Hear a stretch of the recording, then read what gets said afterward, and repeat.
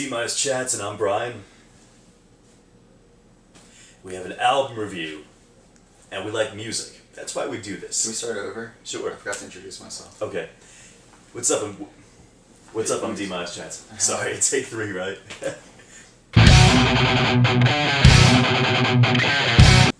We're D-Minus Chats. I'm Brian, I'm Howard Horseradish. and we have an album review today. We like music. This is why we do this. We like music. There's a reason we do this. It's Right. because we like music. What did you listen to today? Not Bauhaus. Oddly enough. Not Bauhaus? Not Bauhaus at all. Okay. I listened to Trombone Shorty. Yeah. What the fuck is that? Trombone Shorty. Who are we talking about? Trombone Shorty. Who is that? Okay, I'll tell you. Okay. So, Trombone Shorty, he's a trombone player and also a trumpet player, and he leads his own contemporary jazz funk band. It's really not technical, all about groove, great feel, and the album Back at Town, which is jazz funk primarily, but also has stylings of New Orleans jazz, also, which is really, really cool. I don't know where he ranks and where his name falls in the scene of that right now, but that was from 2011. And that was nominated for a Grammy for Best Contemporary Jazz Album. It's really cool. Sounds great. Awesome. Alright, what'd you listen to? Yeah, so like every so often, maybe like once or twice or thrice a year, I find an album that I cannot stop listening to. Like when I'm done with it, I like start it over again. Last album that did that to me was The Holy Bible by the Manic Street Preachers. Before that, it was Pony Express Record by Shudder to Think. Nice. Now, it's Mount Hope by Pygmy Lush. Okay. Oh my. Oh my. Dude, okay, so Pygmy Lush is some of the dudes from Page 99, which, if you are privy to the scene, Page 99 is an old school screamo band in the vein of like Seisha or Funeral Diner or Orchid. Okay. You like Orchid. He doesn't like Orchid. He's a hater. I realized this recently. He hates. I don't know about that. He's a disliker. He dislikes. I dislike things with no factual reasoning and no evidence to back up my claims. The fucking. Yeah, like that. Yeah, like that. So, Pygmy Lush is some of the dudes from Page 99, and their first album had a lot of elements of screamo in it still, but they gradually moved to an ambient folk drone Okay. sort of sound, Weird. which is absolutely stunning and gorgeous, and it makes me feel emotions. Break down in tears just talking about it. Came out in 2006. It's called Mount Hope, and if you like anything like ambient folk with emo leanings, you really need to listen to it. I'm not kidding. A very emotional album, as is this one, Beirut, and their latest, No, No, No. What's this guy talking about? He's not even. What? What's this guy talking? Name one emotion you got from that album. May I start this review off with a bold statement? Okay. Out of all of the reviews we've done for D-Minus Chats, this is my least favorite album. I will sooner accept Mount Eerie and Godflesh over this. That Godflesh album was amazing. It was really cool, but I got lost in that. I probably fell asleep. Did you like the Stick to Your Guns album more? It was a little more interesting and thought-provoking. Not good thoughts, but still. Not good No. thoughts. Why was this so absolutely atrocious fundamentally? Admittedly, okay, I don't like indie that much at all. But no. Excuse me. I don't really like indie that much. But with this, it's a relatively short album. It's 9 songs. That's it. With Beirut, and we were talking about this. We talk about this, all the time with certain albums, like the Nathaniel Rateliff one. Repetition can be done properly, where it still sustains your interest. And for me, it didn't. And that was one thing about this album. Yeah, there was no repetition on this album. I don't even know what you're talking about. I entirely disagree. Tell me why you disagree. And get angry. Get your head in the game. Come on, I- coach. I don't think... Put me in last quarter. I think every single song had repetitious elements. They were all so short, though. How can you even say they're repetitious? They're like, none of them are over 4 minutes. I know that. Most of them are like in the 2-minute range.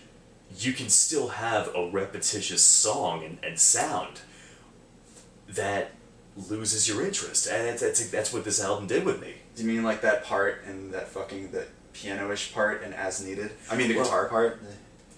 Let's come back to that. Who's Beirut?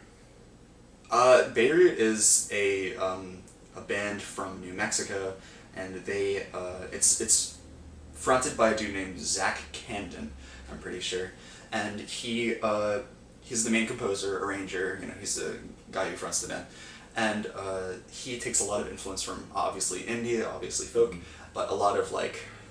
And I'm gonna use. Actually, can I borrow your hands? Okay. All right, we're gonna do this together. Put these two fingers down. So it's like, yeah.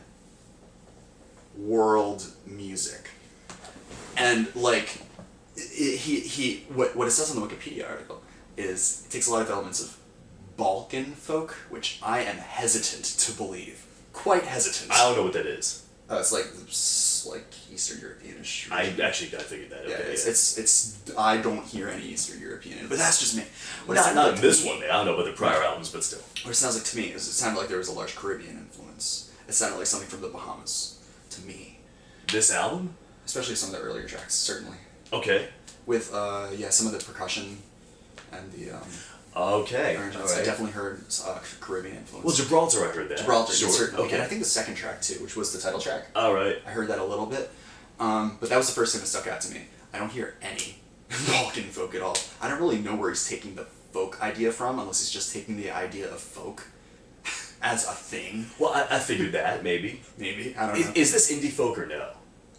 I guess, but it's like... I thought so. It does... Okay, well, I mean... Well, let's break it down. Okay. Break it down. Take it to the bridge. We're gonna have to talk about what the word folk means. Genuinely. We're gonna have to talk about what that means. If we're gonna... Unless you don't want to. But, I mean, like... Because, well, that's the thing. I wouldn't have described this album as folk. Well, why? I think it sounds just like modern indie. It sounds just like modern indie? I guess. I don't know. Way. Indie's very broad. Indie can be divided into so many different directions. But I feel like a few times on this channel we've just, like, pretty much described generic indie as sad man, sad guitar. But I mean... But this isn't sad man, sad guitar, but Mount Erie isn't either, really. And that's not sad man, sad guitar. They have a lot of different elements. I know, and so the December is the same thing. I know. And I wouldn't call any of them traditional indie, would you? No, I wouldn't at all. Well, I mean, what's your argument? The conventions, certain characteristics of indie that I'm already not into and not turned on by, I find quite frequently on No No No by Beirut. Tell me. I'm sorry? Tell me what you hate about it. The conventions of indie. What's this guy's name? Zach? What's his name? Camden? I think. He's married to the girl who sings in Grouper. Because he's all like, oh, and she's like, and the two of them can give birth to silence. Is that a person? It's a concept. Like a John Cage concept? Kind of. Love John Cage. Wow. He's a mycologist. Sure. Indie vocals, as you may take them, as I hear them, happen to be on this. And whether or not you're into them, it's here, okay? I'm not into them, but some people are. Fans of indie could be, sure. I like indie. Right on. Alright, so there's a lot of that. Now, here's another thing, okay? You're going to find a lot of awesome arrangements. Oh, yeah. The arrangements are the tops. They're excellent. Horn arrangements, string arrangements, they come together. These songs are short. What? 2.5, 3 minutes, 3.5 minutes, okay? Most, yeah. If you have 3.5, how long is... I don't have the times written down. Oh, crap. How long is, alright. August Holland, or At Once, I'm just going to estimate 3:20, okay? One of those songs has a brilliant horn arrangement. I think it's At Once, and it comes in at 2:30. So you have the first two and a half minutes of an uninteresting part for me until an arrangement comes in that catches my ear, and I'm like, oh, now I'm into this song, and that happens for about 30 seconds, and then it ends. Hell yeah. All right, have a good day. Tip your bartenders. Try the veal. See you next Thursday for karaoke with Wild Bill Microphone. Bye-bye. It's all happening here, folks. It's all happening in D-minus chats. But, well, like, why is short songs bad? Just because it... No, absolutely not. No. Short songs are fine.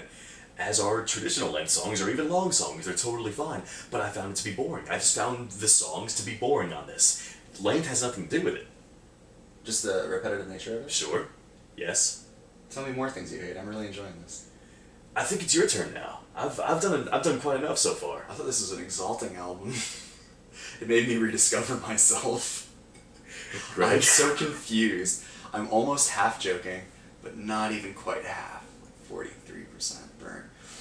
I have a very difficult time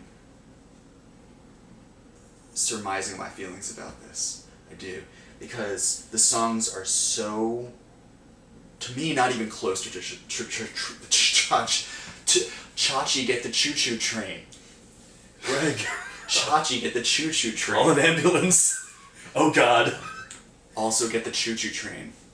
I left my decongestant nasal spray in Mitchell, my friend the EMT's back rear pocket on the ambulance. Please call the ambulance. I need my decongestant nasal spray or my allergies will act up.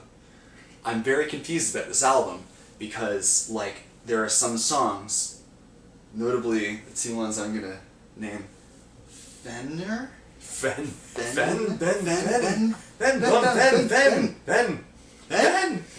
come back, I'm free! Benner? Pachinko. Parcheesi, Nicolas Cage. Pachinko, they're both... Perth? Can I also talk about that song? Perth, That was a commercial. I can spend some time with Perth, but you go first. You on all of them, on the songs you mentioned. Well, I mean, I kind of have the same feelings about all of them. And I'm just going to talk about Perth specifically, because that one was the most notable to me. Perth was a stupid fucking little keyboard thing with interesting arrangements on top of it, but, like, the song itself, they added really cool arrangements to a shitty song to make it really interesting and shitty. It's really strange. And I got actually... Ryan's gonna really dislike what I'm gonna say. I thought this album was awesome as an outsider music album. I'm sorry? I thought this album, if you listen to it in the same way you'd listen to a Wesley Willis album or a Daniel Johnston album, it's pretty awesome. Because it's fucking stupid. It's really stupid. It's hella stupid. Tell me that Perth is not a stupid song. It is. It's fucking stupid. Because here's the thing. I like the arrangements on... Well, the songs that have arrangements, they all have arrangements. They all have cool, you know, horn, string, melodic guitar parts. Like, as needed. But with those arrangements, they're very, very nice. Listen, you're gonna make a sandwich, you're gonna start with 2 slices of bread. Okay? I take out the peanut butter first. Sure. Okay. Alright. So, what you have... These songs are bread. Okay? That's just it. I don't find these songs interesting. They're just kind of bread. And whatever happens to go onto the sandwich after that completes the sandwich. But it's almost as if, okay, you're going to make yourself a cool sandwich. So You liking this? you're going to have 2 slices of bread, all right? And that's your boring base of the song, like in Perth. That stupid keyboard part that happens throughout the entire thing, well, the arrangements are going to go on top of that. So, okay, here's a garlic butter spread, okay? I'm going to wait 60 more seconds before I put the next ingredient on. I'd like ham on this, but I'm just going to put a couple slices of cucumber, and you know what? Fuck this, I'm done. Did you eat the sandwich? Nope. It ended. What? You made a retarded sandwich, too. That's the metaphor. This album's a dumb fucking sandwich. We'll go on record saying this album's a dumb sandwich. Not a sandwich of dumb, but a sandwich that is dumb. Wow, man. I feel tainted. Tell me about how you feel. Tainted. Standout tracks. Standout tracks. I'm gonna give a serious answer. I like Don't say it. Perth. Okay. I like Fenner. Alright. I like Fender. Fenner. I like Pacheco. And I like At Once. Alright. Which one of those did you not want me to say? I thought you were going to say as needed. Oh, that's what I meant to say. Okay. Wait, look, see, I made the as needed. See, I was telling the truth. I meant to say as needed. I have to go to my storage space and extend the lease. It's important to extend your lease in your storage space. Otherwise, they'll take your things and lock it up for good. Would you recommend this to anybody? Certainly. I'd recommend this to people who like Titus Andronicus. I'd recommend this to people who like Neutral Milk Cartel. I recommend this to Luke, my friend Luke. I think he'd like this. I recommend this to other people who, if you like Wesley Willis, and you don't take this seriously at all, if you like commercials that play on Spotify, you can listen to Perth a bunch. Sounds like that song they had in Muzzy, where they're like, "Who are you? I'm the gardener. Who are you? I'm the king. Who are you? I'm the queen. Who are you? I'm Corvax. I'm clever. I have a computer." It's like sounds like that song a lot. He probably took a lot of influence from Muzzy and Gondoland, and probably. What? You don't like combinations of fruit and other foods? Not particularly. I don't like combinations of like contrasting flavors. I think they scare me and they make my stomach feel bad. I'm being serious. Okay. If you go to fondue restaurants a lot, if you ever like get like one of those things where if you're adventurous and you go to one of those places like the Melting Pot, one of those places like that in Red Bank, and you take like a thing of bread, and you dip it in the cheese, but you're also like, I kind of want to eat some chocolate too, so you dip it in the chocolate too and you eat all that. I recommend it to people who like that, people who like going windsurfing, and Billy Corgan. And yeah, that's about it for my list. I'm sorry that Brian's sad. We've been D- chats, and we still are.